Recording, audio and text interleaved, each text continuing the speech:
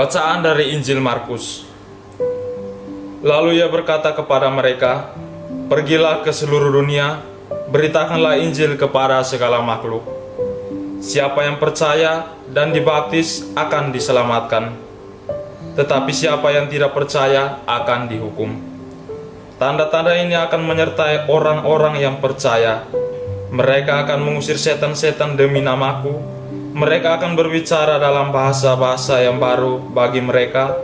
Mereka akan memegang ular, dan sekalipun mereka minum racun maut, mereka tidak akan mendapat celaka. Mereka akan meletakkan tangannya atas orang sakit, dan orang itu akan sembuh." Sesudah Tuhan Yesus berbicara demikian kepada mereka, terangkatlah ia ke surga, lalu duduk di sebelah kanan Allah. Mereka pun pergilah memberitakan Injil ke seluruh penjuru. Dan Tuhan turut bekerja dan meneguhkan firman itu dengan tanda-tanda yang menyertainya. Demikianlah Injil Tuhan. Pace ebene. Saudara-saudara yang dikasihi oleh Tuhan, selamat hari raya kenaikan Tuhan kita Yesus Kristus untuk kita semua. Bacaan-bacaan pada hari ini menekankan pemuliaan Yesus Kristus dan perutusan sebagai pengikut Kristus. Kenaikan Tuhan merupakan suatu ungkapan iman gereja akan Tuhan kita Yesus Kristus yang dimuliakan oleh Allah Bapa. Kenaikan Yesus Kristus bukanlah suatu perpisahan dengan para pengikutnya, sebab Kristus tetap hadir di tengah-tengah mereka dengan kuasa Roh Kudus yang diutusnya. Pada zaman ini, Yesus hadir di tengah-tengah kita dalam Ekaristi Maha Kudus. Sama seperti perutusan para murid, kita dipanggil olehnya untuk menjadi bagian dari saksi kebangkitan Kristus sendiri. Hal ini ditegaskan oleh Paulus terkait alasan perutusan dan pelayanan kita, bahwa kepada kita masing-masing telah dikaruniai dan dianugerahkan kasih menurut ukuran pemberian Kristus. Kita diperlengkapi dengan karunia Roh Kudus untuk membangun tubuh Kristus.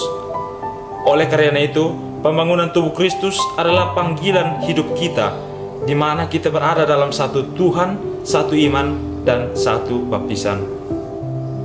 Dalam kesatuan panggilan ini, kita diutus untuk pergi mewartakan Injil dan menghasilkan buah yang baik. Dari buah yang baik itulah orang menjadi percaya dan memberi diri dibaptis. Hidup kesaksian kita yang dipanggil dan diutus hendaknya sepadan dengan panggilan Kristus sendiri. Maka, hidup dalam kerendahan hati, lemah lembut, sabar, serta menunjukkan kasih saling membantu dan senantiasa memelihara kesatuan roh dalam ikatan damai sejahtera merupakan warna hidup yang terus kita hayati dan kita barui terus-menerus sebagai pengikut Kristus. Dengan begitu, Kristus pun hadir secara nyata dan terbuka di dalam diri kita.